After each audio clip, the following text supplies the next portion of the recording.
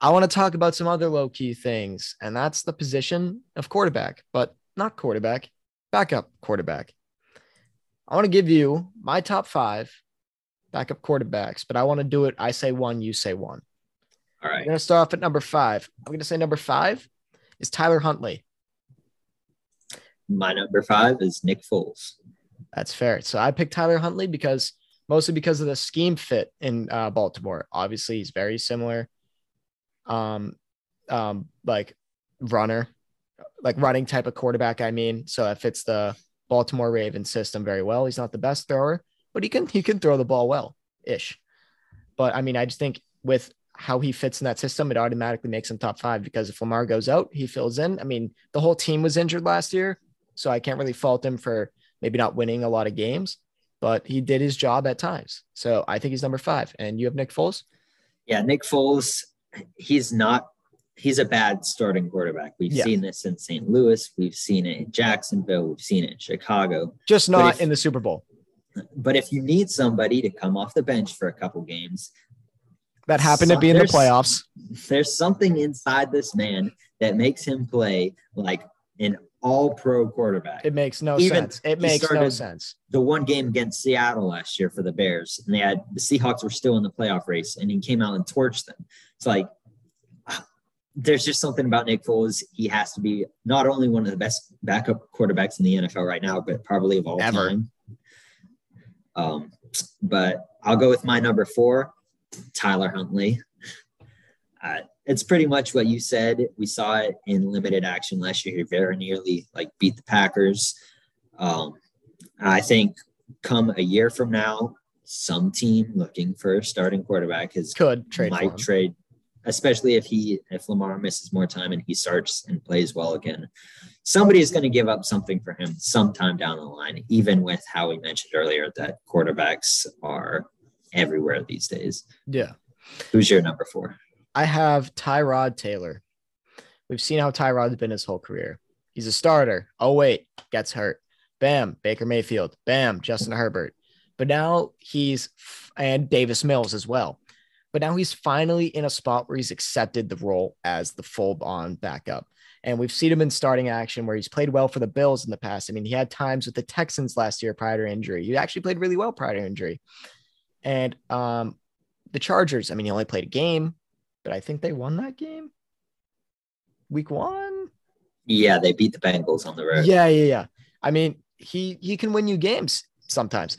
And I think him on the Giants is a good fit because he can show Daniel Jones kind of like how to be more of a quarterback, because Daniel Jones at times has had his moments.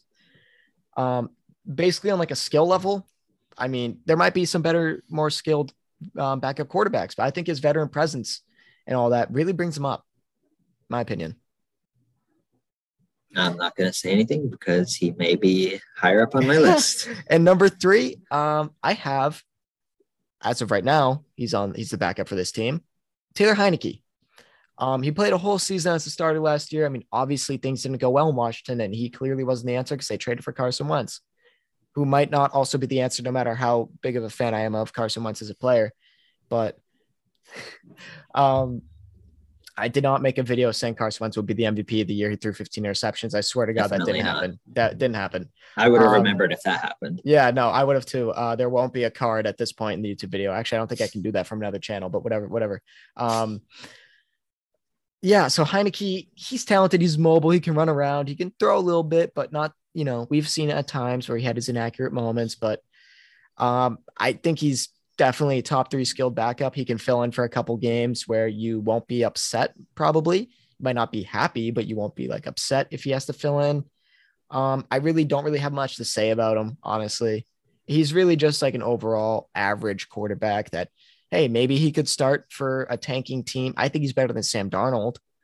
I think he's better than Drew Lock, but yeah, I at least appreciate Heineke because he's entertaining and he's always willing to take a risk. He's not like some of these other safe backups who just are trying, or even just safe starters. Exactly. I actually had Heineke as my 5th quarterback, but then I remembered Nick Foles, who he's currently 6th. We saw him very nearly beat Tampa Bay in the playoffs 2 years ago. But I'll get to my number 3, and that's wait, can I ask a question first? Sorry. Did you say safe quarterbacks? Yes. You're not going to like my top 2. Keep going. I mean, just because I may prefer entertaining quarterbacks, that doesn't mean there might be some safe quarterbacks that are better because same. But my number 3 is Case Keenum. He was with the Browns. He recently got traded to the Bills. Yeah. The Bills, they traded for him and re-signed Matt Barkley. I don't really know what they're doing there. But another one, Case Keenum, like we saw, he came off the bench in Houston. He played well. He came off the bench in St. Louis, played well for a bit. And then obviously what he did in Minnesota, when he was given a starting role with Denver and with the Rams, wasn't very pretty. But he's another one who he's not afraid to take risks. Yeah. So I appreciate that. For your number 2? Number 2, you mentioned him, Tyrod, however you want to say it. You pretty much hit on all the points. He's a strange case because he's simultaneously very safe, but also very risky. Dangerous, yeah. Like, I think he had one of the highest turnover-worthy play rates in the NFL last year. But when you watch him, it seems like he's dinking and dumping, but he's actually throws the ball down the field quite a bit. But I'm just glad that now he's in a position where he's signed as the backup and not the starter to in front of a young quarterback, like with Davis Mills and Baker Mayfield, Justin Herbert. Maybe if Nathan Peterman. Let's not talk about that. But maybe if Daniel Jones struggles, he can come in. Yeah. But give him some snaps, give him a game or 2, maybe. His place is as a backup who can come in for a couple games. Exactly. How about you? For my number 2. So we're gonna get into this next. Not him specifically, but why I have very weird favorite players in the NFL. Oh, no. I love this man. I love the guys who are in the media, not like divas like Baker, but I love the guys who are very popular in the media. And at number 2, I have Gardner Minshew. Gardner Minshew, as we know, has a very weak arm, but when he comes in sometimes, like with Jacksonville, he played well. I think he could have started on a team. I think the Colts could have gone for him. Do I think he would have been a good starter? No, that's why he's a backup. I see you doing that, but I'm still going to finish my point. He's very accurate underneath at times. He can win you a game, potentially. Dude, he was on the Jaguars. That is not his fault. That is not his fault at all. When he went to Eagles and played that one game, he made Dallas Goedert look like the best tight end in the league that game. Remind me who they played again. I don't remember. It was the Jets. The Jets beat the Bengals and the Titans, didn't they? But they were terrible. The Jets beat the Bengals and Titans. Those are outliers. So basically you're saying is the Eagles beat the Jets beat the Titans. So Eagles are better than the Titans and the Bengals. The Jets had the worst defense in the NFL last year. Anybody could light them up. They were high scoring games that the Bengals and the Titans when they beat them, but anybody could. We saw what the Colts did to them on that Thursday night game. I don't care. I want Gardner Minshew at my number 2 spot. He's staying there forever.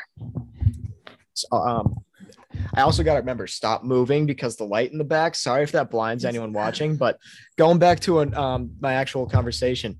Like I said, Gardner, he's my number 2 because he's skilled. All right. He is skilled. He's not insanely skilled, but he's a skilled quarterback that could start a couple games for you, win you a couple, and say like go 2-2 if you start 4 games. My opinion, because he doesn't have the deep arm, but you game plan with your offense game plans for that. That's what they did in Jacksonville. I mean, DJ Chark had his best season of his career under Gardner Minshew. James Robinson. Wait, but was that Gardner's? Were they rookies together? No, Robinson was the year after, right? Right. Yeah. Okay. So, and then Gardner was hurt that year. So disregard what I was going to say about that. I had to think about that for a sec.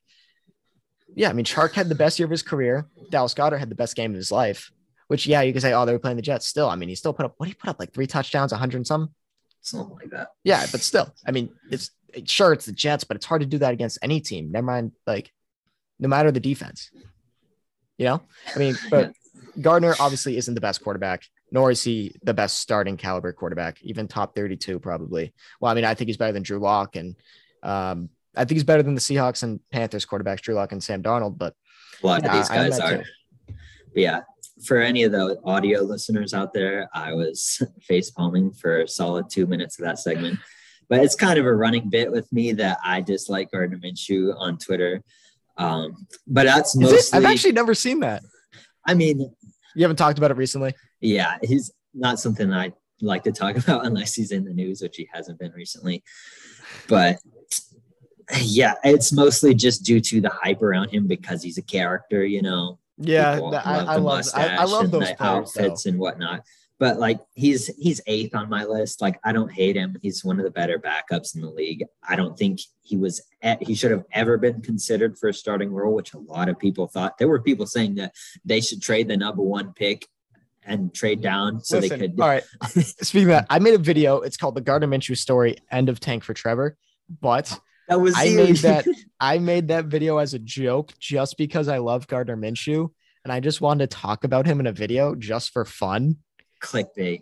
Oh, completely. I mean, I love my story videos, as we all know, and that was a good one. And I put End of Tank for Trevor just so people are like, whoa. But I'm gonna go into my number 1 now. I think we probably have the same guy based on how our lists have shaken out. Otherwise, I'll be shocked. Let's hear it. I have Teddy Bridgewater. Oh Same. My God, crazy. Yeah, it's Teddy Bridgewater. We all know what he is. He could start a whole season. I mean, he'll go like 7-9. But like, or 8, 10. or he'll go 7-10 or 8-9, or like maybe he'll go over 500. But he's nothing special. I mean, when he was with the Vikings, he was really good for them, in my opinion. I mean, but ever since the injuries that he had, when he came back, first off, that was miraculous. Yeah, good word, Joe. Vocab. I just think he's just a solid quarterback. He could start. I think he's top 32 right now. But yeah, there's really not much to say. It's Teddy Bridgewater. You know, there's not much to say about him. Never has been. Right. Yeah, he's just like the most basic quarterback there is, which isn't a bad thing. It's just we all know what he is. Like we went through the whole experiment. Is he a starter? He got hurt, came back. Oh, let's try him as a starter. He's not a starter, but not anymore. He's the best backup you can get, and I think he's the perfect fit for Miami behind Tua. Like we saw when he was with New Orleans, he's the perfect guy to come in like for a complete team. I think he went 5-0 with them. Let's see. I see you. Speaking of New Orleans.